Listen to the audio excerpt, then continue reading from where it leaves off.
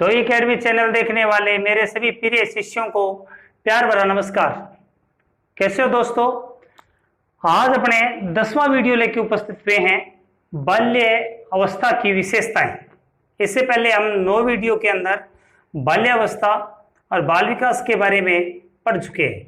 अब अपने बात कर रहे हैं बाल्यावस्था की विशेषताएं।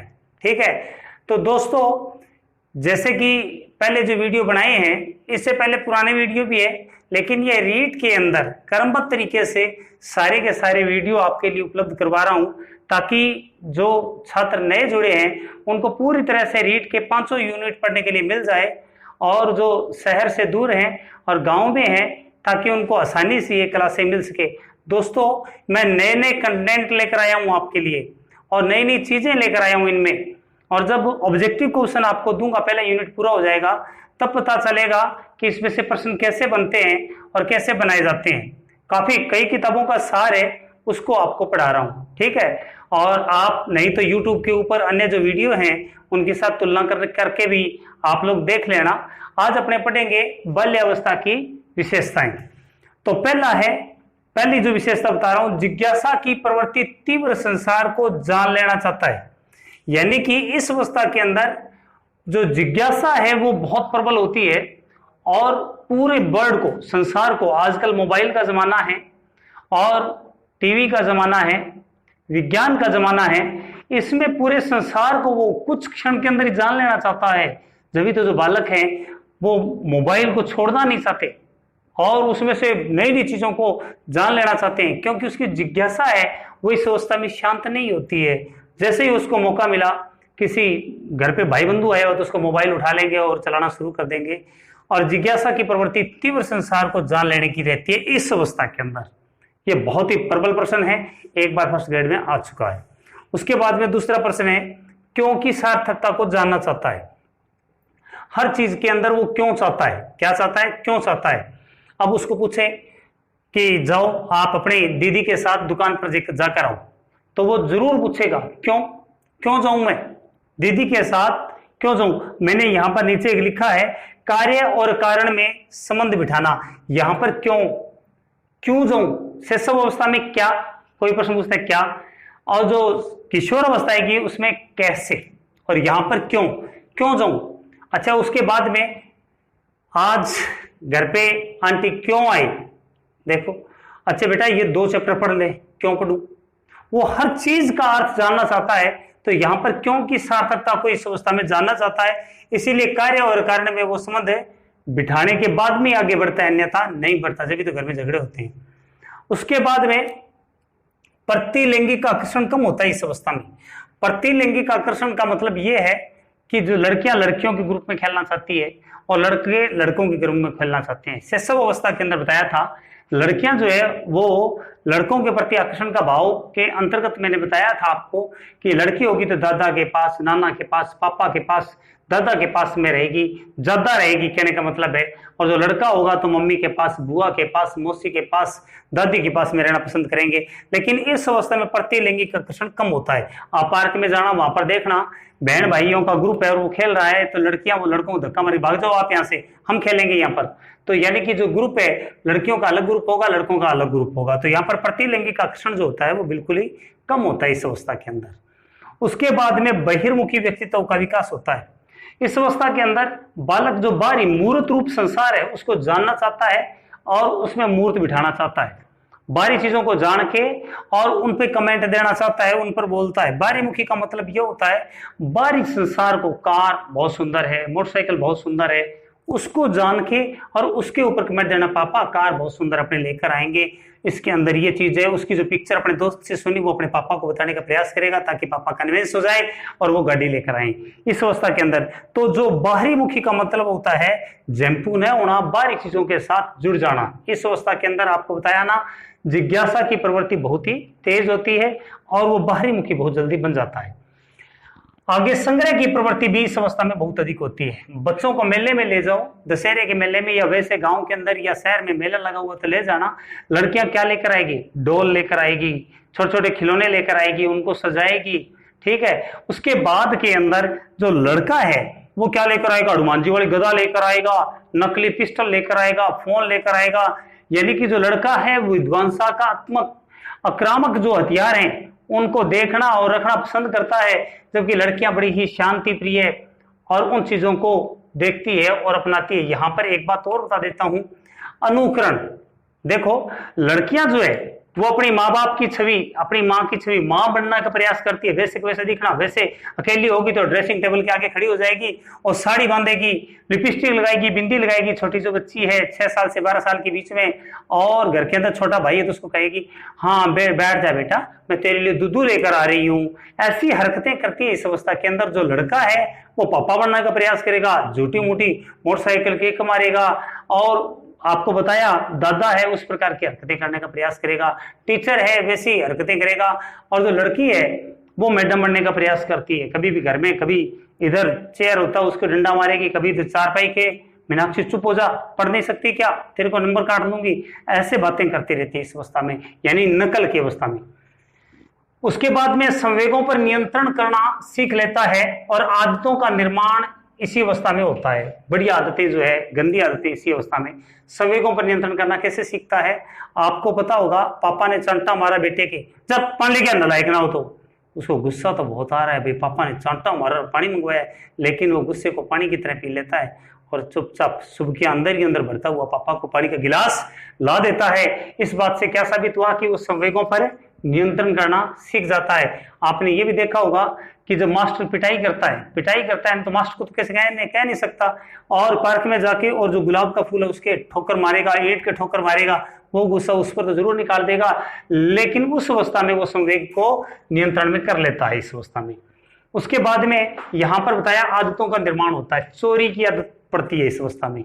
घरवाले यदि उसकी इच्छाओं को पूर्ण नहीं करता है तो वो अपने दोस्तों के पास में जो वस्तुएं देखता है वैसी अपने पास में लाने के लिए वो चोरी करके और वैसी वस्तुओं को लाने का प्रयास करता है दोस्तों। उसके बाद में झूठ बोलता है, क्योंकि जब होमवर्क दिया टीचर ने और वो पूरा नहीं किया तो टीचर मारता है, तो उसके बाद में वो 1 मिनट में झूठ बोल जाता है कि मेरी मम्मी का पेट दर्द कर रहा था, इसीलिए मैं तो रात मम्मी के पास में था और मम्मी के साथ में चला गया। इस प्रकार के छोटे मोटे बहाने वो मारना सीख जाता है। तो झूठ बोलना, चोरी करना, छुप छुप के, कई बार पापा ने बीड़ी डाल दी तो उस बीड़ी को पीना। तो मेरा एक स्टूडेंट था गांव के अंदर, उसका नाम है मोनू, और वो उसके पापा जब बीड़ी डाल देते हैं तो छोटा था इस अवस्था के अंदर, तो बीड़ी लगा के, और एक बार मैंने उसको देखा तो मैंने 2 रैपटे मारे उसके फिर, तो क्योंकि ऐसी आदतों का निर्माण इस अवस्था में हो जाता है। उसके बाद में चंचलता और शारीरिक और मानसिक गति में स्थिरता। आपको बता दूं शिशु अवस्था के अंदर शारीरिक विकास, चंचलता और मानसिक विकास बहुत तीव्र गति से होती है, बहुत तेज गति से। इस अवस्था में बाल्यावस्था के अंदर आके इन चीजों के अंदर स्थिरता आ जाती है, चंचलता में भी स्थिरता आती है, शारीरिक के अंदर भी और मानसिकता के अंदर भी, गति में बोल रहा हूं मैं, गति में स्थिरता आती है, यानी कि वृद्धि के अंदर। चिंतन, तर्क और मनन का आना, इस अवस्था में हर चीज पर वो चिंतन करने लग जाता है। क्या करने लग जाता है? चिंतन करने लग जाता है, तर्क वितर्क करने लग जाता है। क्योंकि प्रवृत्ति आने के कारण मन ही मन के अंदर विषय वस्तु को, मनन किसको बोलते हैं? अपने कहते हैं ना कि बेटा मनन करो, कोई चीज याद करते हैं, किसी प्रश्न को दे दिया तो अंदर ही अंदर ABCD ऐसे आंखें बंद कर लेता है, मन ही मन में मनन करना, उस बातों को पक्का करना। चिंतन का मतलब होता है कि आज स्कूल के अंदर जाएंगे और मास्टर जी का काम पूरा किया हुआ नहीं है तो पिटाई करेंगे, तो चिंतन करता है कि आज अपनी पिटाई से बचने के लिए क्या करें। मैंने बचपन में एक बहाना मारा था, वो बताता हूँ दोस्तों, कि मेरा स्कूल में होमवर्क किया हुआ नहीं था तो मास्टर ने जाते कहा रे होमवर्क कहाँ है? मैंने कहा जी मेरी तो जो कॉपी थी वो गाय खा गई। क्या खा गई? गाय कॉपी खा गई मेरी। तो मैंने ये अंदर ही अंदर चिंतन किया और चिंतन किया, चिंतन का परिणाम मैंने मार से बच गया, उस दिन तो बच गया, आगे क्या हुआ वो मैं आपको बताऊंगा नहीं। इसी प्रकार बहुत सारी बातें होती है। आगे आत्मनिर्भरता का पनपना। आत्मनिर्भरता का पनपने का मतलब ये होता है दोस्तों, इस अवस्था के अंदर जो बालक है खुद कपड़े पहनने लग जाता है, खुद भोजन करने लग जाता है, खुद नहाने लग जाता है, छोटे मोटे जो रुमाल है, ठीक है, अपना अंडरवियर है, उनको धोना सीख जाता है बालक। तो ये अपने आप पर आत्मनिर्भरता का काल है। बीच में एक रह गया भाइयों और बहनों में झगड़ा। इस अवस्था के अंदर जो भाई भाई है और बहन भाई है वो आपस में झगड़ते हैं, वस्तु को लेकर झगड़ते हैं, रिमोट को लेकर, टीवी का रिमोट लेकर झगड़ते हैं। अच्छा, कई साइकिल ला देते हैं, छोटे वाले को 11,000 की साइकिल ला दी मान लो, और बड़े वाला फिर झगड़ा करता है, क्यों मेरे को क्यों नहीं ला के दी, तो यानी कि इस प्रकार के झगड़ा भाई बहनों के बीच में होना स्वाभाविक सी बात है। 6 साल से लेके 12 साल के लेके खाने वाली चीज को लेकर झगड़ा हो जाता है, पहनने वाली को लेकर भी हो जाता है। तो उसके बाद में आगे है कार्य कारण में संबंध बिठाना। ये मैंने आपको पहले भी बता दिया कि जो बालक है उसको स्पष्टीकरण देना पड़ता है कि तुम दही क्यों खाओ, तुम दही खाओगे तो तुम हट्टे कट्टे हो जाओगे, हट्टे कट्टे हो जाओगे तो तुम आगे गेम के अंदर भाग लोगे। पड़ोसियों का जो बालक है वो आगे देखो कैसे खेल रहा है, उसको यदि आपने कारण समझा दिया, कार्य के साथ कारण को समझा दिया तो अच्छी तरह आपके अनुकूल चलेगा। दोस्तों, हमें कार्य कारण में संबंध स्थापित करना नहीं आता है, हम बता नहीं पाते हैं, बच्चे की जिज्ञासा को संतुष्ट नहीं कर पाते हैं, चांटा मार के उसको बिठा देते हैं, इसीलिए वो दब्बू बन जाता है, अंतर्मुखी बन जाता है। इसीलिए इस अवस्था के अंदर बालक की विवेक को ध्यान में रखते हुए अच्छे फैसले लेने चाहिए। माँ बाप को पूरा ज्ञानी होना चाहिए, सैकों का पूर्ण तरह से ज्ञान होना चाहिए। दोस्तों, नैतिक गुणों का विकास होता है इस काल के अंदर। नैतिक गुणों का विकास बहुत ही तीव्र गति से होता है। कैसे? नैतिक गुण तो मैंने कई बार आपको बता दिए। मम्मी पापा से आशीर्वाद लेना, सुबह पैरों के हाथ लगाना, घर पे कोई भी आए उनको good morning, good evening, good afternoon करना, या नमस्ते, नमस्कार, सलाम वालेकुम या सत श्री अकाल, ये सारी चीजों को बोलना। उसके बाद के अंदर जो दूसरों जब घर पे आ जाए तो घर के अंदर शांति से रहना। उसके बाद के अंदर मंदिर में जाए तो दोनों हाथ जोड़ के ईश्वर को प्रार्थना करना, सुबह और शाम को ईश्वर को याद करना। उसके बाद में झूठ न बोलना, चोरी न करना। ये सारी चीजें जो है वो गुणों का विकास इस अवस्था के अंदर बालक के अंदर आ जाता है। रचनात्मक कार्य करना सीख जाता है इस अवस्था में। रचनात्मक कार्य तो सारे संसार के लोग सब जानते हैं कि रचनात्मक कार्य कौन से होते हैं। एक विध्वंसात्मक होते हैं, एक रचनात्मक कार्य होते हैं। दोस्तों, जैसे छोटी सी गड्डी बनाना, छोटा सा खिलौना बना देना, जैसे तीर कमान बना देना, ये रचनात्मक कार्य है। छोटे छोटे कार्य, हम छोटे छोटे टायरे तोड़ तोड़ के, बोतलों के टायर तोड़ तोड़ के उनकी गाड़ियां बनाया करते थे, घर पे पतंग बना लेते थे। ये रचनात्मक कार्य हैं। उन छोटे छोटे कार्यों को बच्चे को करना इस अवस्था के अंदर सीख जाता है। तो दोस्तों, इन विशेषताओं का आप स्क्रीनशॉट ले लें। उसके बाद में हम बाल्यावस्था की शारीरिक विशेषताएं, मानसिक विशेषताएं, उनके बारे में बात करते हैं।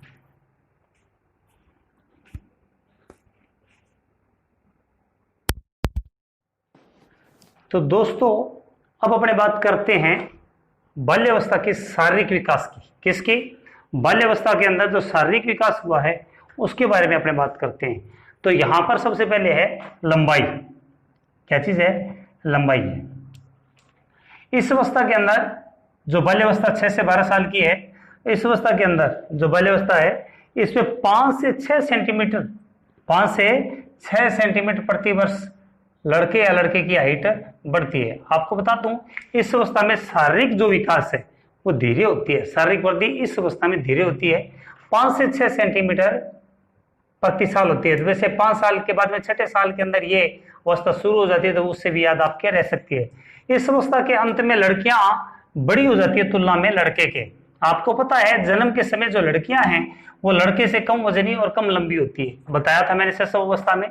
इस अवस्था के अंदर जो लड़कियां हैं वो लास्ट में जाके और लड़कों से ज्यादा लंबी हो जाती है। ये बताया मैंने अभी आपको। इस अवस्था के प्रारंभ में लड़के 108 सेंटीमीटर के होते हैं तुलना में लड़की के।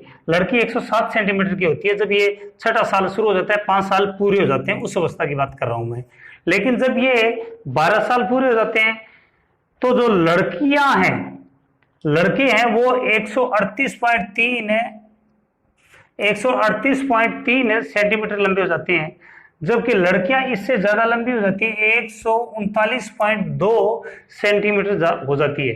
यानी कि लगभग इससे ज्यादा हो जाती है। कितनी? 138 सेंटीमीटर है और यहाँ पर 139 सेंटीमीटर, 1 सेंटीमीटर का अंतर आ रहा है। ज्यादा लंबी हो रही है लड़कियां। उसके बाद में बाहर जो है 6 वर्ष से पूरे हो जाते हैं तो लगभग 16 किलो वजन हो जाता है लड़के लड़की में, लगभग मोटा मोटा आइडिया। और जब यह अवस्था पूरी होती है तो कितना हो जाता है? 28 kg होता है। कितना होता है? 28। तो याद कैसे रखोगे? 16 और यहाँ पर क्या है? 16 दूने 32 होता है। लेकिन आपको याद रखना है, यहाँ पर देखो 1 के बाद, यहाँ पर 0 0 के बाद 16 है ना, से 1 के बाद में क्या आ रहा है? 2 आ रहा है। और यहाँ पर 6 के बाद में 8 आ रहा है, तो 2 का डिफरेंस आ रहा है। 16 दूना 28 से याद रख लो तो याद रहेगा। 5 से 6 सेंटीमीटर प्रति वर्ष बढ़ती है। उसके बाद में इस अवस्था के अंत में जो लड़कियां हैं वो क्या है? लड़कों की तुलना में लड़कों की तुलना में ज्यादा लंबी होती है, और जब ये अवस्था पूरी होती है तो वजन भी थोड़ा सा ज्यादा होता है। किसके अंदर? लड़कियों के अंदर। ये बात आपको याद रखनी है। और प्रति जो वर्ष है उसमें 5 से 6 सेंटीमीटर ही लंबाई होती है। बाहर की बता दी यहाँ पर। जब ये अवस्था शुरू होती है तो 16 किलो वजन होता है बालक बालिका में, और उसके बाद में जब ये अवस्था पूरी हो जाती है दोस्तों, तो जो लड़के हैं और लड़कियां हैं उनमें कितना वजन हो जाता है? 28 केजी के आसपास। लड़कों में तो थोड़ा सा कम होता है, लड़कियों के अंदर जो वजन होता है कितना? लगभग 200 ग्राम से लेकर 400 ग्राम लड़कियों के अंदर वजन ज्यादा होता है तुलना में लड़कों के। उसके बाद में हृदय की धड़कन। जब हृदय की धड़कन है प्रारंभ में 100 सेंटीमीटर होती है। जब ये 6वां साल प्रारंभ हो जाता है, 5 साल पूरे, 6ठे साल जब प्रारंभ हो जाता है तो जो हृदय की धड़कन है वो 100 होती है। उसके बाद के अंदर जो धड़कन है वो कितनी हो जाती है? 85 बार धड़कता है 1 मिनट के अंदर। ठीक है, मैंने सेंटीमीटर बोल दिया था, सॉरी उसके लिए। तो हृदय की जो धड़कन है प्रारंभ में कितना धड़कता है? 100 प्रति मिनट। लेकिन उसके बाद में जब यह अवस्था पूरी हो जाती है, जब बालक 12 साल का हो जाता है, तब उसके बाद में 85 बार धड़कता है प्रति मिनट। ठीक, उसके बाद में आती है जी हड्डियां। इस अवस्था के अंदर जो हड्डियां हैं, जब यह अवस्था शुरू होती है, 6वां साल प्रारंभ होता है तो 270 हड्डियां होती है, और उसके बाद में जब यह अवस्था पूरी होती है 350 हो जाती है। तो दोस्तों कई बच्चे जो है वो सोचते हैं किताबों में मिस प्रिंट होया हुआ है, ज्यादा हड्डियां कैसे हो सकती है इस अवस्था के अंदर। तो दोस्तों जो हमारी मांसपेशियां हैं उनमें से जो हड्डियां हैं धीरे धीरे तैयार होके और कुछ हड्डियां निकल कर आती है बाहर। हालांकि किशोर अवस्था में जाके वो जुड़ जाती है और किशोर अवस्था में 206 रह जाती है ना। लेकिन इस अवस्था के अंदर हड्डियां जो है वो हमारी मांसपेशियों में से निकल के और तैयार होती है, और जो किशोर अवस्था के अंदर वो जुड़ती है। तो यहां पर याद रखना है कि 270 जो हड्डियां से 350 हो जाती है, हड्डियां ज्यादा होती है इस अवस्था के अंदर। उसके बाद में मांसपेशियां टोटल शरीर का जो भार है उसका 25 से 28% होता है जब ये अवस्था प्रारंभ होती है, जो 6 से साल से प्रारंभ होती है उस समय। लेकिन जब ये अवस्था पूरी होती है तो 33 से 35% के बीच, कितना? 33 से 35% के बीच जो मांसपेशियां हैं वो होती है। यहां पर मैंने 25 क्यों लिखा और 28 क्यों लिखा है?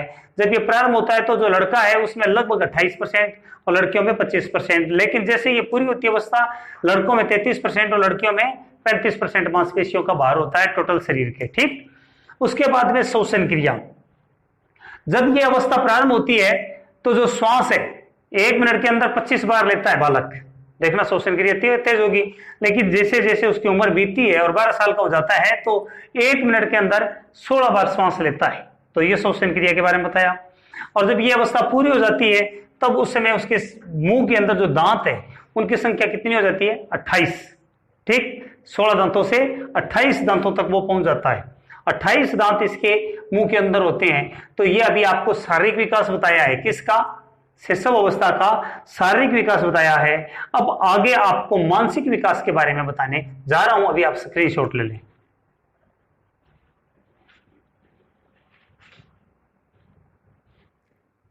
तो बाल्यावस्था का मानसिक विकास देखते हैं दोस्तों। अब अपने क्या देखते हैं? बाल्यावस्था का मानसिक विकास। बाल्यावस्था के अंदर मानसिक विकास में जो 7वां वर्ष होता है, कौन सा? 6ठे वर्ष में प्रारंभ हुआ। 6ठे जो वर्ष है उसके अंदर तो जो पहले वाली जो हरकतें हैं शिशुअवस्था वाली और जो बाल्यावस्था वाली है वो दोनों देखने को मिलती है आपको। लेकिन 7वें वर्ष के अंदर मानसिक विकास जो है वो बाल्यावस्था वाला आपको देखने को मिलता है। घर वालों को छोटी छोटी घटनाएं बालक द्वारा बताना। अब कैसे? आपको पता है स्कूल से पढ़ के आता है बच्चा, पापा पापा या मम्मी मम्मी आज है ना वहां जो पार्क है उसमें जो बाबा है वो चॉकलेट दे रहा था, टॉफी दे रहा था, ऐसे। या घर पे आके बताएगा, घर पे तो बातें पहुंचेगा, पहले ही आवाजें मारेगा, मेरी फ्रेंड की मम्मी है ना बॉम्बे गई थी। ऐसी जो छोटी छोटी घटनाएं हैं जो स्कूल में घटती है, आज है ना मेरा जो दोस्त है वो सीढ़ियों से गिर गया था स्कूल में, आज है ना हमारे स्कूल के अंदर है ना लाइट नहीं आई। ऐसी जो घटनाएं हैं ये छोटी छोटी घटनाएं हैं जो वो शेयर करता है। तो घर वालों को छोटी छोटी घटनाओं को बताना 7 वर्ष में। अब याद कैसे रखोगे दोस्तों? 7 को बोलना है सत्य। 7 मैं ऐसे लिखा 7, ठीक है। अब 7 को ऐसे लिखा तो इसको मैंने धीरे से सत्य बना लिया। क्या बना लिया? सत्य। इसको डंडे को हटा दिया हमने तो बन गया सत्य। हमेशा मैं 7 को सत्य बोलता हूं तो सत्य, हमारे घर के अंदर मैं छोटी छोटी घटनाओं को बिल्कुल सत्य रूप में बता देता हूं। हमारे घर में छोटी छोटी घटनाओं को मैं बड़े सत्य रूप में बता देता हूं दोस्तों। उसके बाद में है, देखो यहाँ पर उदाहरण भी मैंने जो बताया आपको लिख दिया, जैसे बाबा पार्क में टॉफी दे रहा था। अगला जो है 8 वर्ष, 8 को मैंने लिखा 8 है, 8 है तो डंडा हट गया तो पीछे क्या रहा 8 है। 8 वर्ष में वस्तुओं की समानता व अंतर को समझना। कैसे वस्तुओं की समानता और अंतर को समझना? घर के अंदर 2 भाई है, अरे एक को तो लड्डू बड़ा दे दिया और एक को छोटा दे दिया, तो 1 मिनट में अपनी मम्मी को टोक देगा, मम्मी मेरे को तो छोटा लड्डू दिया है, उसको बड़ा दिया है, या चीज के लिए उसको कम दिए उसको ज्यादा दिए, ऐसे अंतर को जान जाता है। दूसरी बात, स्कूल के अंदर भी ऐसे अंतर को जान लेता है दोस्तों।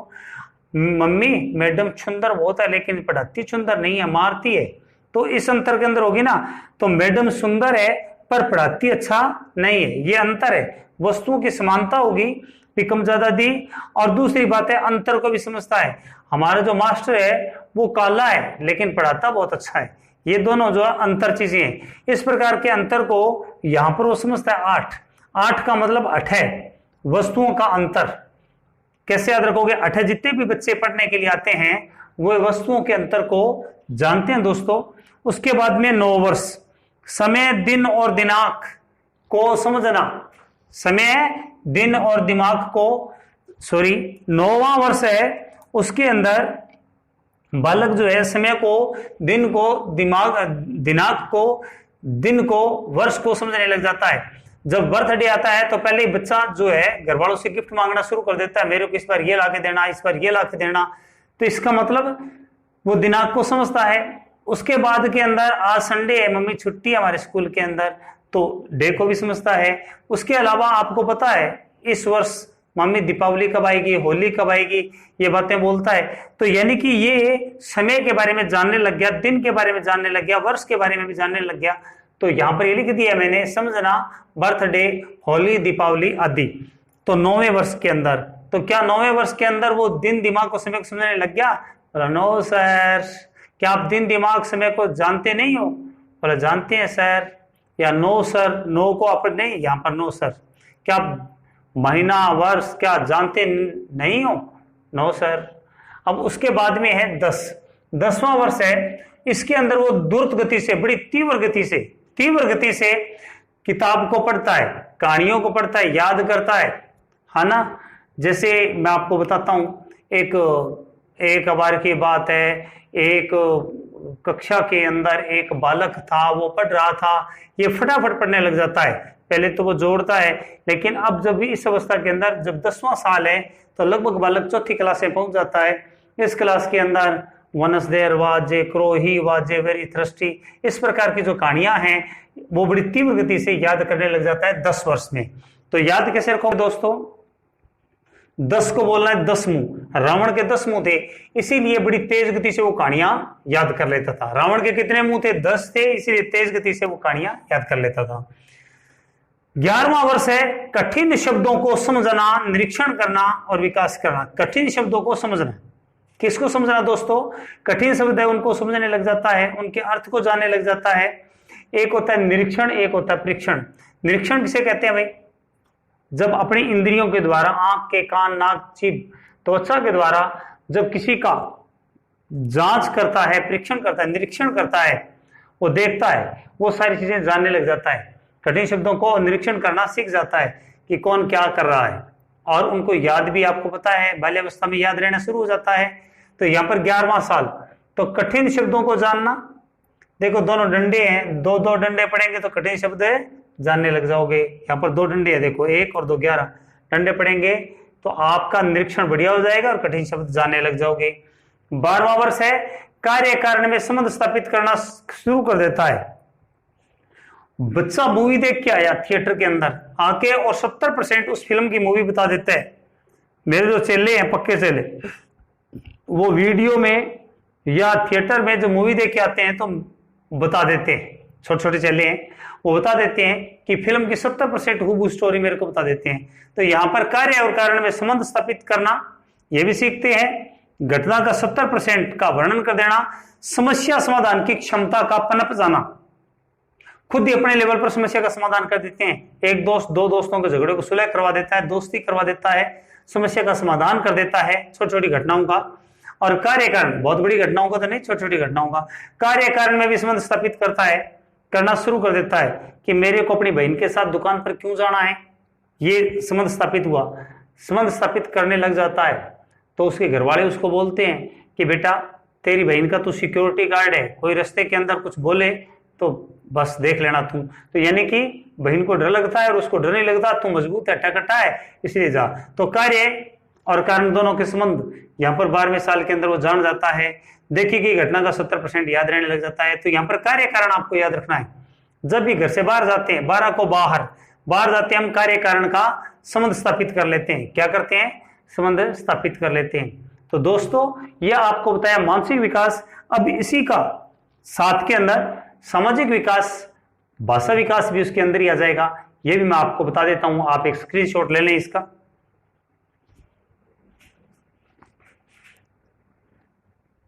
दोस्तों अब अपने बात करते हैं बाल्यावस्था के सामाजिक विकास का। किसका? कि बाल्यावस्था का सामाजिक विकास।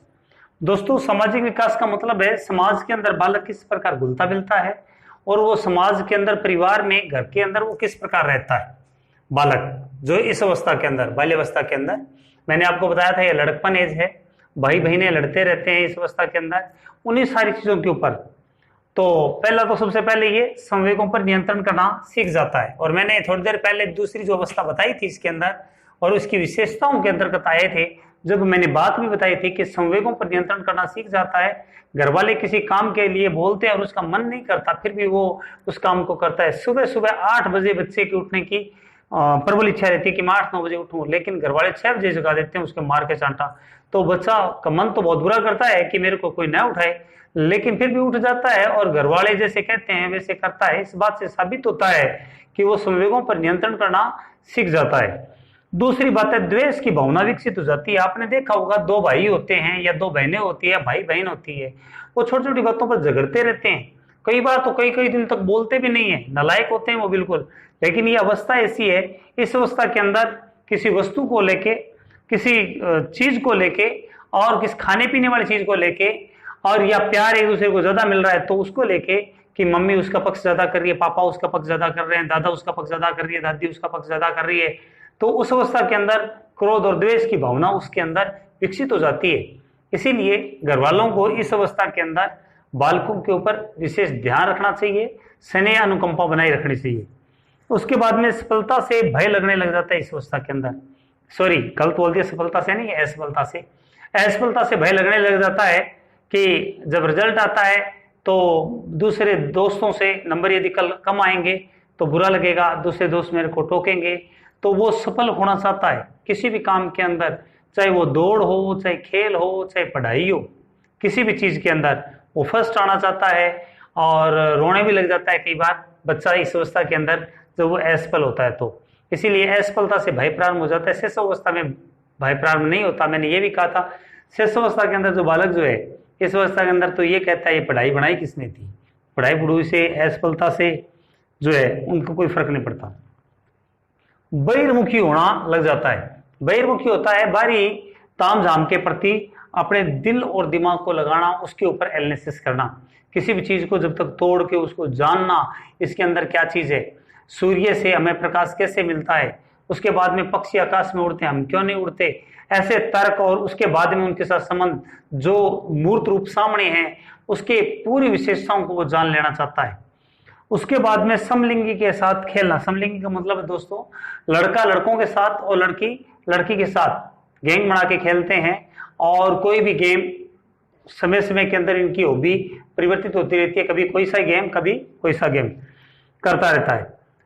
उसके बाद में आनंद उल्लास प्रफुल्लता का विकास। इससे पहले की अवस्था, शेष अवस्था, वो दूसरों के ऊपर निर्भर रहता है, इसीलिए उल्लास आनंद घर के अंदर जो फंक्शन है उसका थोड़ा सा कम पता रहता है। लेकिन इस अवस्था के अंदर वो जब उसका बर्थडे मनाते हैं तो बड़ा आनंद महसूस करता है, शादी के अंदर नाचता है और टेढ़े मेढ़े बाल कटवाता है तो बड़ी उल्लास प्रफुल्लित होता है, वो अंदर से उसको खुशी मिलती है, बहुत ज्यादा खुशी मिलती है, और उन खुशियों के महत्व को वो समझने लग जाता है। भावनात्मक ग्रंथि का विकास होने लग जाता है दोस्तों। आपने देखा होगा 12 साल का बच्चा, 11 साल का बच्चा है, गांव में कोई जगराता है, जागरण है या सत्संग है, उसके अंदर काम करता है। उसके बाद में गाय है, छोटा बच्चा है, उनके ऊपर दया आने लग जाती है, उसको भावनाएं पैदा होने लग जाती है उसके अंदर। छोटे बच्चे को किस प्रकार खिलाना है ताकि रोए न, ये दूसरे को कैसे प्रेम देना है अपने से छोटे बच्चों के साथ। उसके बाद में दादी को सड़क क्रॉस करवा देना, ऐसी भावनाएं हैं, उसका ग्रंथि का विकास होने लग जाता है इस अवस्था में।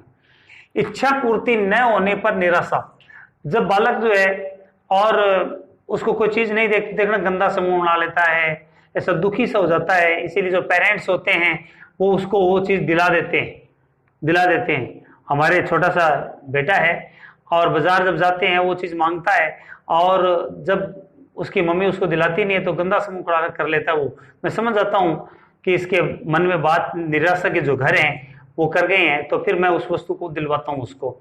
इससे पता चलता है कि इच्छा पूर्ति न होने पर वो निराश हो जाता है इस अवस्था में। आत्मनिर्भरता की भावना का विकास होता है। आपको पता होगा शैशव अवस्था के अंदर जो बालक है उसको नहलाना पड़ता है, खिलाना पड़ता है, उड़ाना पड़ता है, सुलाना पड़ता है। इस अवस्था के अंदर यदि माँ बच्चे को नहलाती है तो अपने आप ही विद्रोह करना के उतारू हो जाता है, अपने आप ही नहाऊंगा मैं, अपने आप ही साबुन लगाऊंगा, अपने आप ही भोजन करूंगा। सारी चीजें आत्मनिर्भरता की भावना है वो उसमें पनप जाती है। गली के अंदर जाता है खेलने तो उसको बार बार उसकी मां कहती है बेटा मोटरसाइकिल का ध्यान रखना, कार का ध्यान रखना। मेरे को पता नहीं है क्या, मैं अपने आप ही अपना ध्यान रख लूंगा। तो यहाँ पर आत्मनिर्भरता, मेरे को पता है सब चीज का, उसको लगता है कि मैं सब कुछ जानता हूं, यह आत्मनिर्भरता है। समूह का निर्माण करना, छोटे छोटे बच्चे छोटे छोटे गैंग बनाते हैं और किसी भी अच्छे काम को करने का प्रयास करते हैं। पौधारोपण या गांव में जगराता है तो वहां पर काम करना, गुरुद्वारे में जाते हैं तो सारे इकट्ठे होके और जूते साफ करना, और कहीं मंदिर के अंदर भोजन वितरित करना है तो वहां पर बाल्टी उठाना, जो वहां पर बर्तन है जिनमें भोजन डिस्ट्रीब्यूट करना है तो उन बर्तनों को प्रदान करना। तो समूह बना लेते हैं 5-5, 6-6, 10-10 लोगों का, और उसका निर्माण करके सहयोग की भावना, एक दूसरे को कैसे सहयोग करना है, एक मित्र कमजोर है तो कैसे ऊपर लेकर आना है, उसको कैसे कॉपी देके और उसका होमवर्क पूरा करवाना है, ये सारी बातें इस अवस्था में पैदा हो जाती है। उसके बाद में है समायोजन करना सीख लेना। दोस्तों इस अवस्था के अंदर आपने देखा होगा जो बच्चे हैं, बच्ची है, वो समायोजन करना सीख जाते हैं। उनको पता है भी हमारे पिता जिस चीज को दिलाने में कैपेसिटी नहीं रखते तो वो ज्यादा जिद नहीं करते, क्योंकि वो समायोजन करना सीख लेते हैं। और घर के अंदर कोई असुविधा है तो भी उसके साथ भी एडजस्टमेंट बिठा लेते हैं। घर के अंदर टीवी नहीं है तो उनको पता है कि मेरे पिता टीवी ला के नहीं दे सकते क्योंकि पास में पूंजी नहीं है, तो वो पड़ोसियों के घर के अंदर ही टीवी देख के संतुष्ट हो जाते हैं और अपने आप को संतुष्टि महसूस करते हैं। उसके बाद में जो मोबाइल है, मोबाइल यदि एंड्रॉयड मोबाइल नहीं है तो बटन वाला मोबाइल है, उसमें छोटा मोटा गेम खेल के ही अपने आप को समायोजित कर लेते हैं। जो कपड़े हैं पुराने हैं तो धो के और उन पे प्रेस करके और नए जैसी फीलिंग लेने के भी समायोजन कर लेते हैं। ये इस अवस्था के अंदर प्रारंभ हो जाता है। मैं एक नीचे एक नोट लिखा है, अस्थायी संवेगों का काल, अस्थायी, क्योंकि संवेग बड़े जल्दी परिवर्तित हो जाते हैं इस अवस्था में, और इसमें संवेग, कोई भी संवेग स्थायी और स्थिर नहीं रहता है। तो बहुत बहुत धन्यवाद दोस्तों, आज का वीडियो इतना ही, काफी लंबा बन गया है वीडियो, और इसके साथ ही बाल्यावस्था जो है उसकी सारी बातों को मैंने पूरा कर दिया है। आगे मैं नेक्स्ट वीडियो के अंदर किशोर अवस्था को लेकर आऊंगा। तब तक आप सभी खुश रहें। बहुत बहुत धन्यवाद।